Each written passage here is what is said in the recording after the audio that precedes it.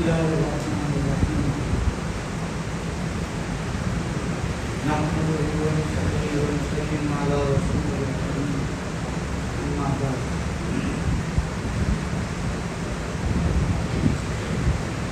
سب سے پہلی گزارش ہے سارے بھائی سے جتنا ہمارا نقصان موبائل نے کیا ہے کوئی بدبخت چیز اتنا ہمارا نقصان نہیں کر سکتی۔ ہر محفل، ہر مجلس، ہر مدرسہ، ہر مسجد، حتیٰ کہ مسجد حرام، بیت اللہ، حتیٰ کہ حجر اسود، حتیٰ کہ منتظم، خطیب اور مقام ابراہیم اور حتیٰ کہ مسجد نبوی، ریاض الجنہ، چبوترا، صفا کا چبوترا اور آپ صلی اللہ علیہ وسلم کا روضہ اقدس، اور وہ کسی طرف سے ہو، کسی طرف سے ہو، اقدام عالیہ کی طرف سے ہو، چہرہ انور کی طرف سے ہو، ہر طرف ہر جگہ کا تقدس ہم نے موبائل کے ذریعے سے پامال کیا۔ بیان ہو رہا ہے، نعت ہو رہی ہے، حمد ہو رہی ہے، ہم موبائل میں لگے ہوئے ہیں ریکارڈنگ میں، اس کا ہمارے اوپر کچھ اثر نہیں ہے۔ ایک ہے موبائل میں ریکارڈ کرنا، ایک ہے دل میں ریکارڈ کرنا۔ تو کس کو ترجیح دینی چاہیے آپ خود سوچ سکتے۔ مختصر بات کرنے سے پہلے میری عرض ہے کہ اپنے اپنے موبائلوں کو خدا را جیب میں ڈالیں، ان کو سائلنٹ کر لگائیں، بات کو کوشش کریں دل میں جگہ دیں۔ اگر ہم نے 100 باتیں سنی، ہمیں 10 یاد رہ گئی اور 2 پر عمل کی توفیق ہو گئی تو یہ ہماری نجات کے لیے کافی ہے۔ ریکارڈنگ کے چکر میں رہے اور جناب اس کو سوشل میڈیا پر ڈالنے کے چکر میں رہے تو ہمیں کچھ فائدہ نہیں ہوگا، ہمارے دل میں کچھ نہیں ہے۔ اس لیے بھائی مہربانی فرمائیں، موبائلوں والے بھائی بات کی طرف متوجہ ہو۔ ہمارے یہاں ترتیب کئی سالوں سے ہے کہ قرآن پاک کا جو پارہ روزانہ تراویح میں پڑھا جائے اس کا خلاصہ بیان ہو جائے۔ آج قرآن پاک مکمل ہوا تو آج نیت ہے کہ پورے قرآن کا خلاصہ ہو جائے۔ پورے قرآن کا کیا خلاصہ ہے؟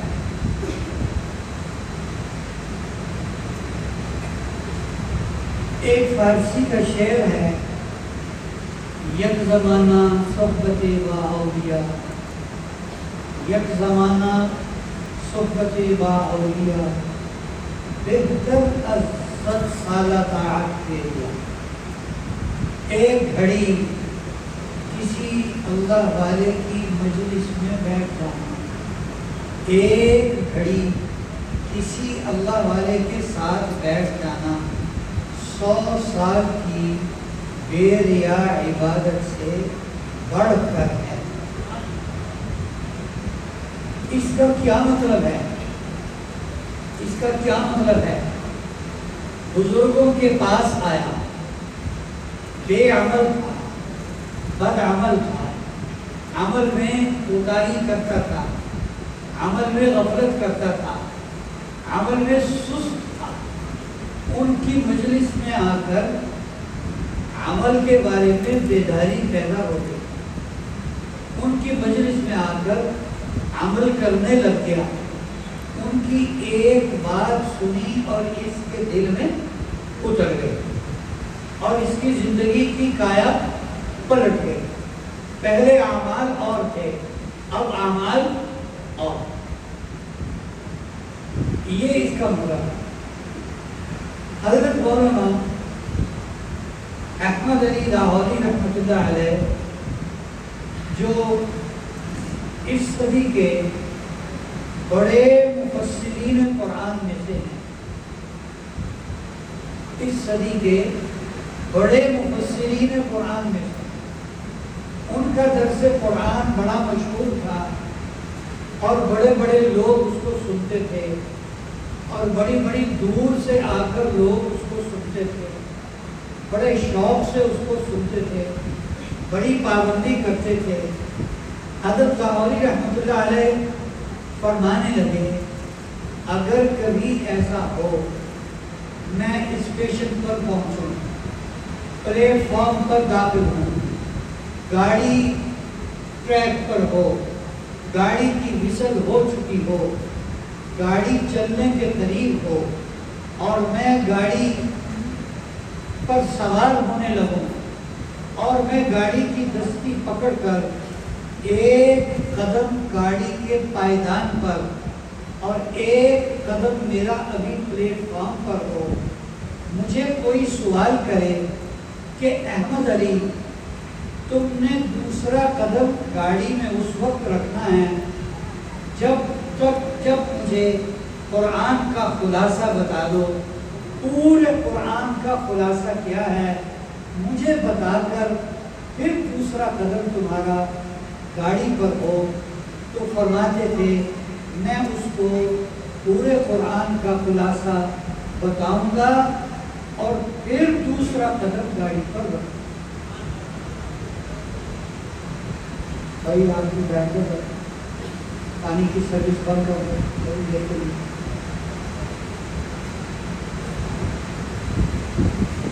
بچوں کو بھی آرام سے بٹھائیں، جن کے قریب بچے ہیں ان کو آرام سے بٹھا دیں۔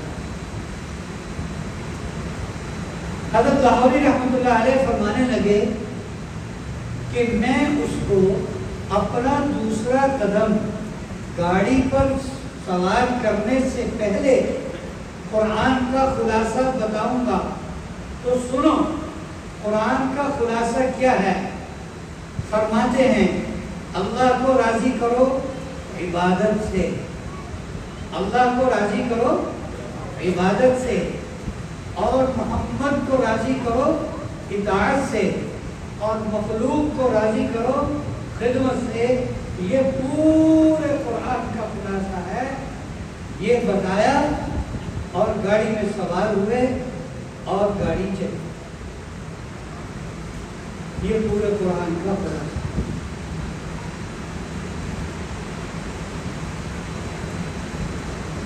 اللہ کو راضی کرو عبادت سے۔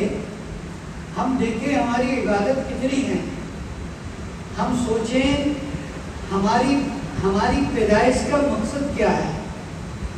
وَمَا خَلَقْتُ الْجِنَّ وَالْإِنسَ إِلَّا لِيَعْبُدُونَ۔ اللہ فرما رہے ہیں میں نے جنوں انسانوں کو اپنی عبادت کے لیے پیدا کیا، اس لیے پیدا کیا تاکہ وہ اللہ کی عبادت کریں۔ اس مقصد بتانے کے بعد ہم اپنی پیدائش کا مقصد سننے کے بعد اپنی عبادت دیکھیں ہماری عبادت کتنی ہے، اور ہم 24 گھنٹے اللہ کی عبادت کیسے کر سکتے ہیں۔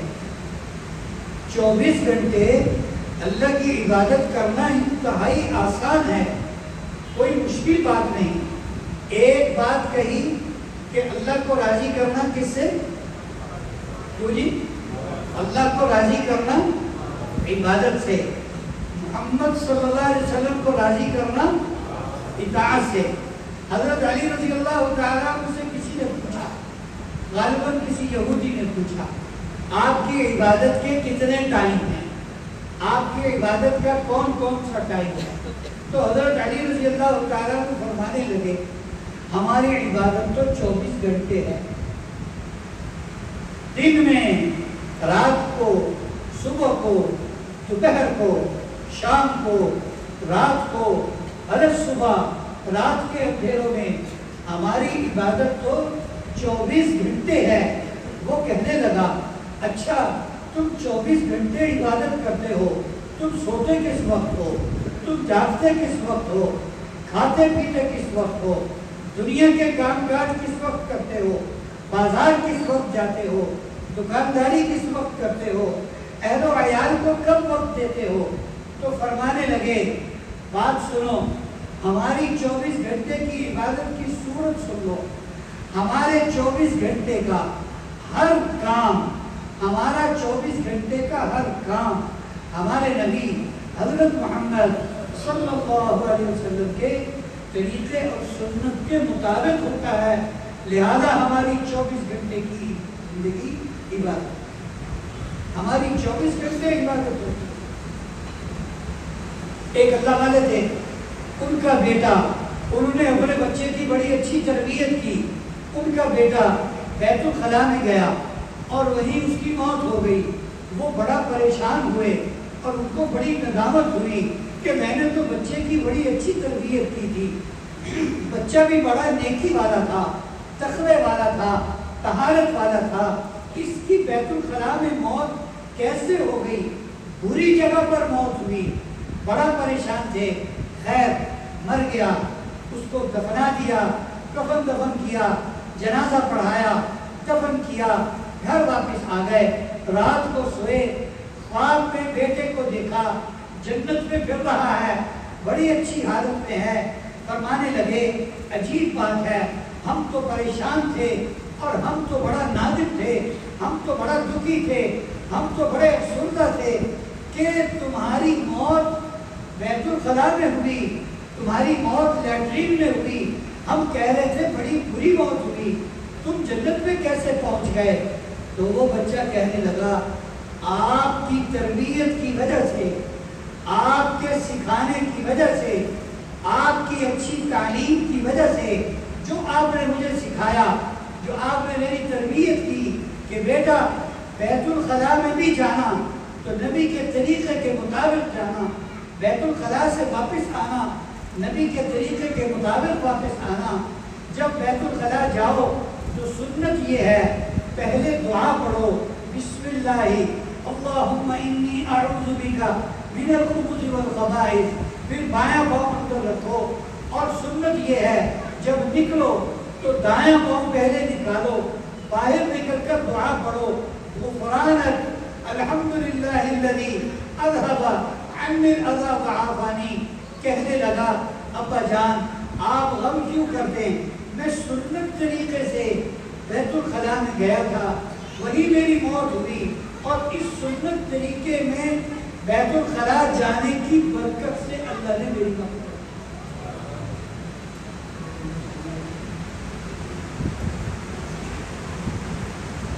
سنت طریقہ معمولی نہیں ہے. آپ عبادت صرف نماز کو سمجھتے ہیں, ہم عبادت صرف روزے کو سمجھے ہوئے ہیں, ہم عبادت صرف ذکر تسبیح کو سمجھے ہوئے ہیں, ہم عبادت صرف حج کرنے عمرہ کرنے کو سمجھے ہوئے ہیں. عبادت کی لائن تو بڑی لمبی ہے, عبادت کی لائن تو بڑی لمبی ہے. اور تیسری بات کیا کی؟ تیسری بات قرآن کے خلاصے کی پہلی بات کیا ہے؟ اس کو یاد کر لو بھائیو, اس کو یاد کر لو. قرآن کے خلاصے کی پہلی بات کیا ہے؟ اللہ کو راضی کرو عبادت سے, محمد صلی اللہ علیہ وسلم کو راضی کرو اطاعت سے. اور تیسری بات کیا؟ مخلوق کو راضی کرو خدمت سے. یہ تو ہمارے کسی خاطر شمار میں نہیں ہے. مخلوق کو راضی کرنا, مخلوق کو راضی کرنا, یہ تو کسی خاطر شمار میں نہیں ہے. عبداللہ بن مبارک رحمۃ اللہ علیہ بڑے محدثین میں سے ہیں, بڑے فقہ کے بڑے استادوں میں سے ہیں, بڑے اماموں میں سے ہیں, اور بڑے مالداروں میں سے ہیں. عبداللہ بن مبارک رحمۃ اللہ علیہ کے پاس ایک آدمی آیا اور اس نے درخواست کی, حضرت میرے اوپر 400 درہم قرضہ ہے, آپ قرضہ ادا کر دیں. میرے پاس گنجائش نہیں ہے، جس سے قرض لیا ہے وہ تنگ کر رہا ہے، آپ میری مدد کریں۔ حضرت نے کاغذ پر لکھ کر اپنے منشی کو دیا، اس کو ساتھ لے جاؤ اور جا کے جہاں پیسے رکھے ہیں اس کو دے دو۔ وہ جو منشی کے ساتھ گیا، منشی نے وہاں جا کر دیکھا، ان کے اکاؤنٹنٹ نے وہاں جا کر دیکھا کہ کاغذ پر لکھا ہے 4000 درہم، 4000 درہم۔ اس نے تو کہا 400 درہم قرضہ ہے، حضرت نے 4000 لکھ دیا، لگتا بھول ہو گئی۔ اتنا بڑا فرق، ایک زیرو سے اتنا کام آگے بڑھ جاتا ہے، 400 کا 4000 ہو گیا۔ تو وہ کہنے لگا یار مجھے تھوڑی سی بات پوچھنی ہے حضرت سے، میں ذرا بات پوچھ کر آیا۔ یہ چلے گئے حضرت عبداللہ بن مبارک رحمۃ اللہ علیہ کی خدمت میں، اور جا کر اس نے اکاؤنٹنٹ نے، جو حضرت کا منشی تھا، غلام بھی تھا، نوکر بھی تھا، کہنے لگا کہ اس نے 400 کہے تھے، یہاں آپ نے 4000 لکھ دیے، شاید غلطی ہو گئی آپ سے۔ تو عبداللہ بن مبارک رحمۃ اللہ علیہ کا چہرہ غصے سے سرخ ہو گیا، اور ایسی ایک شیر کی نظر اپنے غلام پر ڈالی اور اس کو فرمایا کہ تم میرے نوکر ہو، تم میرے غلام ہو، میرے ماتحت ہو یا میرے مالک ہو، جو میں نے لکھا اپنی طرف سے لکھا یا غلطی سے لکھا، تمہارا کام تھا اس کی تعمیر کرنا، تم ہوتے کون ہو سوال کرنے والے۔ پھر کہا ادھر دو کاغذ لیا، 4000 لکھا تھا، 4 سے پہلے 1 ڈالا اور اس کو کما دیا، کہا یہ لو اور اس کو جا کر دو، 14000 کیا، 400 کا سوال کیا، 4000 لکھا، پھر 14000 کیا۔ فرمانے لگے کہ میں نے یہ اسے سرپرائز دیا، میں نے اسے اچانک تحفہ دیا۔ حضور اکرم صلی اللہ علیہ وسلم کا فرمان ہے، جس نے کسی مسلمان کو ہدیہ دیا، تحفہ دیا، اچانک سرپرائز کیا، اس کے اللہ گزشتہ سارے گناہوں کو معاف فرما دیں گے۔ اس نے 400 کہے، میں نے 4000 دے کر سرپرائز دیا، تو نے بھانڈا پھوڑ کر میرا سرپرائز ختم کیا، اس لیے میں نے 14 کر دیا تاکہ میرا سرپرائز باقی رہے اور اللہ کی جناب سے میرے لیے مغفرت واجب ہو۔ اس کو ہم عبادت نہیں سمجھتے، کسی اپنے کی ضرورت کو پورا کرنا۔ یہ نبی کریم صلی اللہ علیہ وسلم کی جناب سے ہے۔ سلمان فارسی رضی اللہ تعالیٰ عنہ نے جو غلام بنے، اپنے مالک سے کتابت کا مکاتبت کا معاملہ کیا۔ مکاتبت اسے کہتے ہیں، یہ ایک شرعی لفظ ہے، فقہی لفظ ہے۔ مکاتبت کا معنی یہ ہے، کوئی غلام اپنے آقا سے ایک معاملہ طے کر لے کہ میں آپ کو اتنے پیسے کما کر دوں گا تو آپ مجھے آزاد کر دیں گے۔ دونوں کے درمیان معاملہ طے ہو جائے، جب پیسوں کی ادائیگی ہو جائے تو وہ شخص آزاد ہو جاتا۔ ان کے مالک نے بڑی کڑی شرط لگائی، اتنی رقم، اور کہا اتنے 100 درخت کھجور کے تم میرے لیے لگاؤ گے، جب وہ پھل دیں گے تو تم آزاد ہو جاؤ گے، تمہیں آزاد کر دیا جائے گا۔ اب وہ سلمان فارسی رضی اللہ تعالیٰ عنہ حضور صلی اللہ علیہ وسلم کی خدمت میں حاضر ہوئے اور آ کر عرض کیا، اتنی کڑی شرائط ہیں، پیسے تو میں کہیں سے کر لوں گا، لیکن درخت، کھجور کے درخت لگانا اور پھر اس کا یہ شرط لگانا کہ جب یہ پھل دیں گے، حضور درخت تو لگ جائیں گے اور پھل دینے کو تو پتہ نہیں کتنے سال لگیں گے، میں اتنے سال اس کی غلامی میں مرتا سڑتا رہوں گا۔ آپ نے فرمایا فکر نہ کرو، آؤ۔ درخت لیے اور ایک ایک درخت آپ نے اپنے دستے اقدس سے لگایا، اور یہ آپ کا معجزہ ہے کہ 1 سال کے اندر ان تمام کھجور کے درختوں نے پھل دیا اور حضرت سلمان فارسی رضی اللہ تعالیٰ عنہ کو آزادی نصیب۔ خدمت خلق، مخلوق کی خدمت، کسی کو راضی کرنا، کسی کو خوش کرنا، کسی کی مشکل آسان کرنا ہے۔ حضرت ابوبکر صدیق رضی اللہ تعالیٰ عنہ کا زمانہ ہے۔ یہ حضرت ابوبکر صدیق کون ہیں؟ انبیاء کے بعد ساری امت کا اس بات پر اجماع ہے، سارے مسلمانوں کا اس بات پر اجماع ہے، سارے مسلمانوں کا اس بات پر اتفاق ہے کہ انبیاء کے بعد سب سے بڑی ہستی حضرت ابوبکر صدیق رضی اللہ تعالیٰ عنہ۔ حضرت ابوبکر صدیق رضی اللہ تعالیٰ عنہ کے زمانے میں ایک رجسٹر رکھا ہوتا تھا بیت المال میں، جس میں جتنے مدینے میں اپاہج لوگ تھے، معذور تھے، محتاج تھے، عورتیں تھیں جن کا کوئی کمانے والا نہیں تھا، کوئی بیوہ عورت ہے، کوئی یتیم بچے ہیں، ان سب کی فہرست لکھ کے ان کے آگے ایک ایک صحابی کی خدمت لگائی ہوئی تھی۔ فلاں آدمی اس کے فلاں قبائل ہیں، یہ معذور ہے، اس کی خدمت یہ صحابی کریں گے۔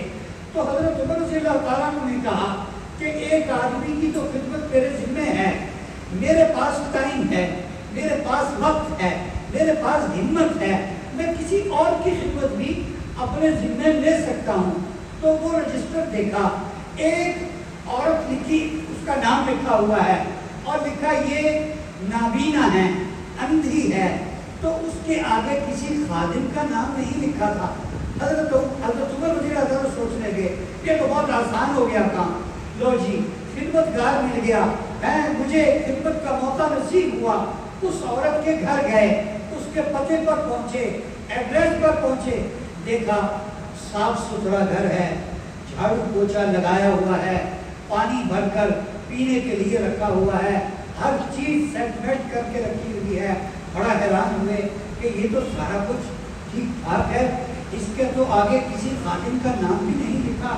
تو حضرت عمر اس بڑھیا سے کہنے لگے کہ اماں کام کون کرتا ہے، تم تو کام نہیں کر سکتی، تمہارے نام کے آگے خادم کا نام بھی نہیں لکھا، تو پھر یہ ہر چیز ٹھکانے پر رکھی ہوئی ہے۔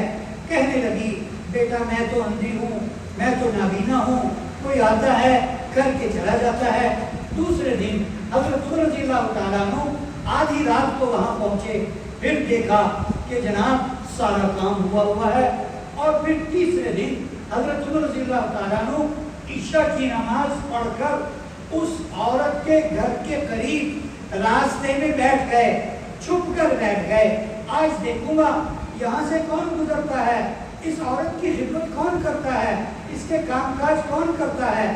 آدھی رات کے بعد حضرت عمر رضی اللہ تعالیٰ عنہ نے دیکھا، کانوں سے آواز سنی، کوئی چلتا ہوا آ رہا ہے، قریب سے گزرے، اندھیرا تھا پہچان نہیں پائے، اور وہ اس کے گھر میں چلے گئے، ہر چیز ہر کام کیا۔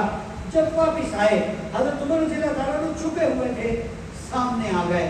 جب سامنے آئے قریب ہوئے تو دیکھا وہ شخص سیدنا صدیق اکبر رضی اللہ تعالیٰ عنہ۔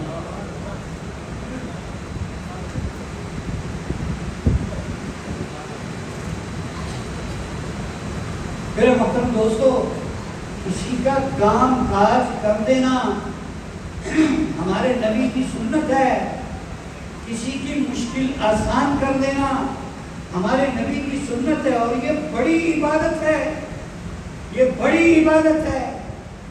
ہاں، کسی کی مشکل آسان کر دینا یہ بڑی عبادتوں میں سے ہے، بڑی عبادتوں میں سے۔ اچھا، ان کے نیکی کرنے کا طریقہ دیکھیں۔ حضرت عمر رضی اللہ تعالیٰ عنہ کو حیرت تو نہیں ہوئی کہ ان میں اس طرح کے کام بہت تھے، وہ کرتے رہتے تھے، ان میں عام معمول تھا، لیکن انہوں نے ایک بات نوٹ کی کہ حضرت ابوبکر صدیق رضی اللہ تعالیٰ عنہ پاؤں سے ننگے ہیں، ان کے پاؤں میں جوتا نہیں ہے، کانچ لگ سکتی ہے، کوئی پتھر لگ سکتا ہے، کانٹا لگ سکتا ہے، کوئی اور ٹھوکر لگ سکتی ہے، کہیں چوٹ لگ سکتی ہے، زخم لگ سکتا ہے۔ حضرت عمر رضی اللہ تعالیٰ کو پوچھنے لگے، امیر المومنین آپ نے خدمت کی، یہ تو بات سمجھ میں آتی ہے، آپ نے بہت سارے ایسے کام کیے، آپ ننگے پاؤں کیوں ہیں، آپ نے جوتا کیوں نہیں پہنا؟ تو سیدنا صدیق اکبر رضی اللہ تعالیٰ عنہ ارشاد فرمانے لگے، عمر لوگوں کے سونے کا وقت ہے، میرے جوتے کے کڑکڑ سے کسی کی نیند خراب نہ ہو، اس لیے میں ننگے پاؤں۔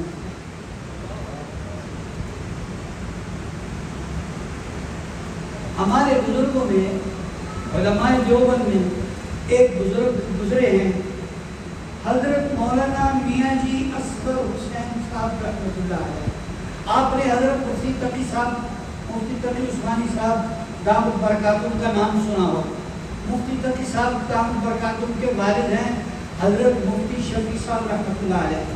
مفتی شفیع صاحب رحمۃ اللہ علیہ کے والد ہیں مولانا یاسین صاحب رحمۃ اللہ علیہ۔ مولانا یاسین صاحب رحمۃ اللہ علیہ جو حضرت مفتی تقی عثمانی کے دادا ہیں، وہ حضرت مولانا میاں جی اصغر حسین صاحب رحمۃ اللہ علیہ کے شاگرد ہیں۔ یہ سب قصے انہوں نے نقل کیے۔ فرمانے لگے حضرت بڑی شخصیت تھے، دیوبند کے قصبے میں حضرت بڑی شخصیت سمجھے جاتے تھے۔ جب بازار جاتے، اپنا گھر کا سامان لینے، گروسری کرنے بازار جاتے، تو پوری گلی سے ایک ایک گھر سے پوچھتے تمہارا کچھ لانا ہے، تمہارا کچھ لانا ہے۔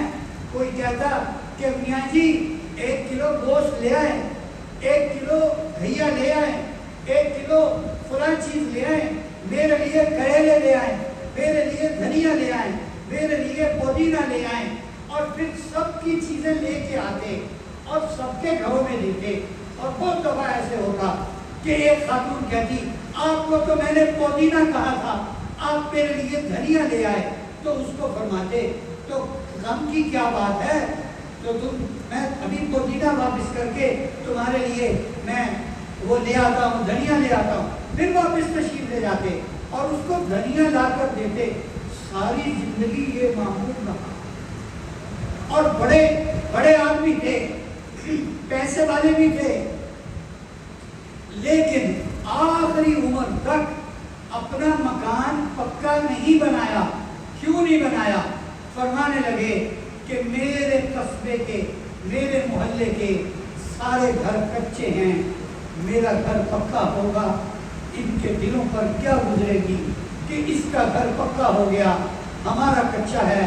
ان کو تکلیف سے بچانے کے لیے میں نے اپنا گھر پکا نہیں کرنا، اور جب تک ان سب کے گھر پکے نہیں ہوں گے میرا گھر بھی پکا نہیں ہوگا۔ ان کی گلی میں ایک خاتون تھی جو کسی زمانے میں غلط عورت تھی اور اب بوڑھی ہو گئی تھی۔ پہلے اس کے پاس لوگوں کا آنا جانا تھا، اب بڑھاپا آ گیا تو اس کے پاس کوئی بھی نہیں آتا تھا۔ حضرت جب اپنے گھر سے مسجد تشریف لے جاتے، راستے میں اس کا گھر پڑتا تھا، مسجد سے گھر تشریف لاتے، راستے میں اس کا گھر پڑتا تھا، آتے اور جاتے، مسجد میں آتے، مسجد سے جاتے، اس کے گھر سے تھوڑا سا پیچھے ہوتے، جوتا اتار کے بغل میں دبا لیتے، ننگے پاؤں جاتے، اس کا گھر کراس کر کے 2-3 آگے گھر جا کر پھر جوتا پہنتے۔ کسی نے کہا میاں جی آپ کیا کرتے ہیں، آپ ایسا کیوں کرتے ہیں؟ یہاں سے جوتا اتارتے ہیں، بغل میں دباتے ہیں، وہاں جا کر پہن لیتے ہیں، وہاں سے جوتا اتارتے ہیں، آگے جا کر ہے پھر جوتا پہنتے ہیں، یہ آپ کا عمل ہماری سمجھ میں نہیں آتا۔ فرمانے لگے بات یہ ہے، یہ عورت جس عادات کی ہے سب کو پتہ ہے، اب یہ بوڑھی ہو گئی، اس کو کوئی منہ نہیں لگاتا۔ جب یہ جوتوں کی آواز سنتی ہے اس کے دل میں امید کی کرن چمکتی ہے، شاید وہ میرے پاس آئے۔ اور جب کوئی آگے گزر جاتا ہے اس کو تکلیف ہوتی ہے، اس کو تکلیف ہوتی ہے۔ اس عورت کو تکلیف سے بچانے کے لیے میں اپنا جوتا اتار لیتا ہوں کہ اس عورت کو بھی کوئی تکلیف میری ذات سے نہ۔ یہ بھی عبادت ہے، اپنے بھائی کو مسکرا کر ملنا، یہ بھی عبادت ہے، ہمارے نبی کی سنت ہے۔ اور صرف یہ نہیں ہے نماز پڑھنا، مسجد میں آنا، روزہ رکھنا، زکوٰۃ دینا، حج کرنا، عمرہ کرنا اور ساتھ روزے رکھنا، اللہ اللہ کرنا، درود شریف پڑھنا، استغفار کرنا، ہم اسی کو عبادت سمجھتے ہیں۔ کسی کے پیسے بر وقت ادا کرنا، قرضہ بر وقت ادا کرنا، اس کو ہم عبادت نہیں سمجھتے؟ کسی کا قرضہ معاف کر دینا، کوئی ایسا آدمی ہے وہ نہیں دے سکتا قرضہ، اس کے حالات ایسے آ گئے، اس پر ایسے کرائسس آ گئے کہ اب وہ قرضہ نہیں دے سکتا، حدیث میں ہے اللہ کے نبی فرماتے ہیں من انظر معسرا او وضع عنہ اظلہ اللہ تعالی بظلہ یوم القیامہ، ہے جس نے کسی تنگ دست کو قرض میں مہلت دے دی، اچھا کوئی بات نہیں، مہینہ ٹھہر کے دے دینا، کوئی مسئلہ نہیں، 2 مہینے بعد دے دینا، اچھا کوئی پریشانی نہیں، 6 مہینے کے بعد دے دینا، پھر کسی نے دیکھا یہ نہیں دے سکے گا، یہ کمزور آدمی ہے، اور اس کو کان پہ جا کر کہہ دیا پریشانی کی کوئی بات نہیں ہے، اللہ مالک ہے، تم بے فکر ہو جاؤ، میں نے معاف کیا، میں نے تمہیں ہدیہ کر دیا جو کچھ لینا تھا۔ اللہ کے نبی فرما رہے ہیں اس آدمی کو جس نے تنگ دست کو مہلت دی یا اس کا قرضہ معاف کر دیا، اللہ قیامت کے دن اپنے عرش کا سایہ اس کو عطا کر دے۔ اس کو عبادت نہیں سمجھتا کوئی، اس کو کوئی عبادت نہیں سمجھتا۔ اچھے بول بولنا، نرم بول بولنا ہے، اپنے گفتار کو نرم رکھنا، اخلاقیات سے بات کرنا، تو تکار سے بچنا، بدتمیزی سے، بد تہذیبی سے بچنا، بد کلامی سے بچنا، ایسے بول بولنا کہ جس سے دوسرے کا دل ٹوٹ جائے، حرام کے زمرے میں ہے، حرام کے زمرے میں ہے، اس کو ہم عبادت نہیں سمجھتے، اس سے بچنا عبادت نہیں سمجھتے۔ حضور اکرم صلی اللہ علیہ وسلم کی خدمت میں ایک صاحب آئے، وہ ابھی دور ہی تھے، آپ اپنی ازواج مطہرات میں سے بازو کے پاس تھے، آپ نے فرمایا یہ جو آدمی آ رہا ہے، بعض صحابہ بھی تھے آپ کے پاس، آپ نے فرمایا یہ جو آدمی آ رہا ہے یہ بہت گڑبڑ آدمی ہے، یہ اچھا آدمی ہے، یہ اپنے قبیلے کا بدترین آدمی ہے۔ جب وہ پاس آیا آپ بڑے اچھے طریقے سے اس سے ملے، پرتپاک انداز میں ملے، بڑے اخلاق سے ملے، اس سے گفتگو فرمائی، اور جب وہ چلا گیا تو ازواج مطہرات میں سے غالباً اللہ کبھی بیشی معاف فرمائے حضرت عائشہ رضی اللہ تعالیٰ عنہ نے سوال کیا، اللہ کے رسول آپ تو فرما رہے تھے یہ برا آدمی ہے، یہ اپنے قبیلے کا بدترین آدمی ہے، آپ نے تو بڑے اخلاق سے اس سے گفتگو فرمائی، آپ نے جواب ارشاد فرمایا کہ اس آدمی کے برا ہونے کی وجہ سے میں اپنے اخلاق کو بگاڑ لوں، میں یہ برا آدمی ہے میں اس سے بد اخلاقی سے گفتگو کروں؟ اے عائشہ میں نے تو یہ اس لیے کہا، اس کی صورتحال بتائی کہ کہیں ایسا نہ ہو کہ میں اس سے اخلاق کے ساتھ پیش آؤں اور تم لوگ اس سے کچھ معاملہ کر کے دھوکہ کھا لو، تمہیں یہ نقصان پہنچا دے، میں نے اس لیے اس کی حالت بتائی ہے تاکہ تم اس کے نقصان اور شر سے بچ جاؤ، لیکن ملنا ہر کسی سے اخلاق کے ساتھ ہے، اور گفتگو ہر کسی سے نرم انداز میں کرنی ہے، گفتگو اچھے انداز میں کرنی ہے۔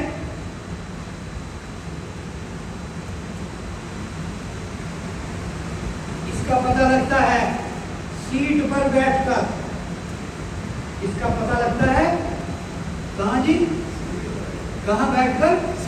سیٹ پر، اپنی اپنی سیٹ پر بیٹھ کر، کوئی افسر ہے، چھوٹا ہے، بڑا ہے، وہ آج کل افسر کیا ہے، وہ کانسٹیبل کا ایمان نہیں ہے،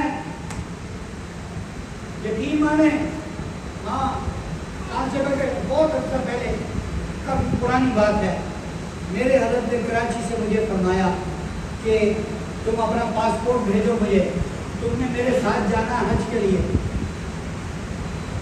میں نے فرمانے لگے پاسپورٹ بنوا کے بھیجو۔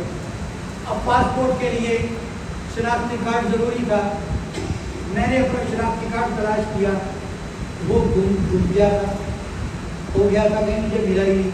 اس وقت یہ بائی ہینڈ بنتے تھے شناختی کارڈ، تو سرگودا روڈ پر کسی جگہ اس کا پرانا دفتر تھا، تو ایک ہمارے جاننے والے تھے، جو وہاں کے ڈائریکٹر تھے اس دفتر کے، ان کو فون کیا، انہوں نے کہا آ جاؤ۔ میں گیا، اپنی موٹر سائیکل لگائی میں نے، تو وہ جو آدمی گیٹ پر کھڑا تھا سیکورٹی گارڈ، اس نے مجھے کہا ارے وہ مولوی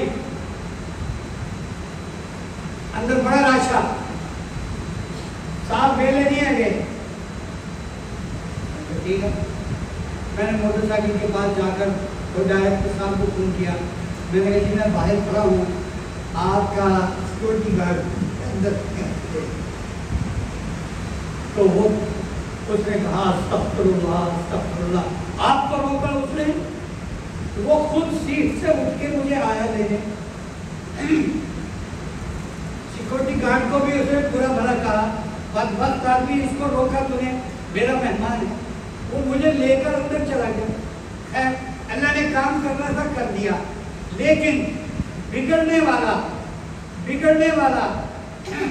اگر کرسیوں کی جگہ جو ہے اس کے دروازے پر بیٹھا ہوا ہے، وہ وہاں بھی بگڑا ہوا ہے۔ وہ کسی کرسی پر نہیں بیٹھا، وہ ٹوٹی ہوئی کرسی پر ہے، پھر بھی وہ بگڑا ہوا ہے۔ میرے محترم دوستو، کسی جگہ پر بیٹھ کر اپنی دکان، اپنا دفتر، اپنا آفس، اپنا ہیڈ آفس، اپنا سب آفس، اپنا فلاں ان جگہوں پر بیٹھ کر پتہ لگتا ہے کہ آپ کے دل میں آنے والوں کی کتنی اہمیت ہے۔ اپنے ملازم سے بات کرنا، اپنے ملازم سے بات کر کے اچھے طریقے سے پتہ لگے گا آپ کے اندر کتنے اخلاق ہیں۔ ان چیزوں کا خیال کرنا یہ عبادت ہے۔ تو میں نے 3 چیزیں عرض کی سارے قرآن کے خلاصے کے طور پر: اللہ کو راضی کرنا، اللہ کو راضی کرنا، نبی کو راضی کرنا اطاعت سے، اور مخلوق کو راضی کرنا خدمت سے۔ اللہ کریم ہم سب کو اس خلاصے پر عمل کی توفیق عطا فرما دے۔ میرے محترم دوستو، رمضان خود کو بدلنے کا نام ہے۔ رمضان خود کو بدلنے کا نام ہے، کیونکہ یہ 3 دنیا دار لوگ آئے، ان تینوں نے پوری پوائنٹ بات کی۔ لوگ عام طور پر علماء سے، صلحاء سے تو نیکی کی بات لیتے ہیں۔ ڈاکٹر فورم کہہ رہے تھے کہ آپ صلی اللہ علیہ وسلم ہجرت کر کے مدینہ منورہ پہنچے تو آپ معاشرے کی وہی کیفیت تھی جو آج ہے۔ انصار بھی تنگی میں تھے، مہاجرین کے پاس تو تھا ہی نہیں کچھ، تو انصار نے اپنا سب کچھ آدھا آدھا کر کے آپ نے ایک انصاری ایک مہاجری کو بھائی بنا، تم دونوں بھائی ہو، تم دونوں بھائی ہو، تم دونوں بھائی ہو، تم دونوں بھائی، ایک انصاری ایک مہاجری۔ اور انصاری نے کیا کیا؟ اپنا مال، اپنا سارا سرمایہ، سارا مال، سارا کیپٹل آدھا آدھا کیا، دکان آدھی آدھی کی، گھر آدھا آدھا کیا۔ 2 گھر تھے، ایک مہاجری کو دیا، ایک اپنے پاس رکھا، ایک دکان تھی آدھی آدھی کر دی، سارا سرمایہ آدھا آدھا کر دیا۔ یہ آپ صلی اللہ علیہ وسلم کا ایک انقلابی قدم ہے، اور یہ ہمارے لیے درس ہے، ہمارے لیے سبق ہے کہ ہم بھی ایسی اخوت پیدا کریں اپنے اندر، ایسی مواقعات ہمارے اندر بھی ہو، اپنی تئیں جتنی کوشش ہو سکے، جو ہو سکے اپنے کمزور بھائی کی اعانت کرنا اور اس کی عزت نفس کے ساتھ کرنا۔ یہ نہیں ہے ہاں کہ اس کو ذلیل کر کے اس کے لیے آسانی کر رہے ہیں، نہیں، ایسے مال خرچ کرنے کا اللہ کی قسم کوئی اجر نہیں ہے۔ ایسے ایک بزرگ نے بڑی خوبصورت بات لکھی کہ کوئی کمزور آدمی تمہارا ہدیہ قبول کر لے، اس کا احسان سمجھو، یہ نہ سمجھو تم نے اس پر احسان کیا، تم نے اس کی دنیا بنائی اور اس نے تمہارا ہدیہ قبول کر کے تمہاری آخرت بنائی، اس کا احسان سمجھو اپنے سر پر، اس نے میرا مال قبول کر لیا، اس کو کہو بھائی تیری مہربانی ہے، تو نے میرا پیسہ قبول کر لیا، تو نے میرا ہدیہ قبول کر لیا، اللہ تمہیں جزائے خیر دے، اللہ تمہاری ضرورتیں اپنے خزانہ عنایت سے پورا کرے۔ سارے بھائی نیت کریں کہ انشاءاللہ کسی خلاصے کے مطابق اللہ کو عبادت سے راضی کریں گے، محمد صلی اللہ علیہ وسلم کو اطاعت سے راضی کریں گے، اور مخلوق خدا کو خدمت سے راضی کریں گے۔ اللہ ہمیں عمل کی توفیق عطا فرمائے۔ گزارش ہے ختم قرآن کے موقع پر دعا ضرور ہوتی ہے۔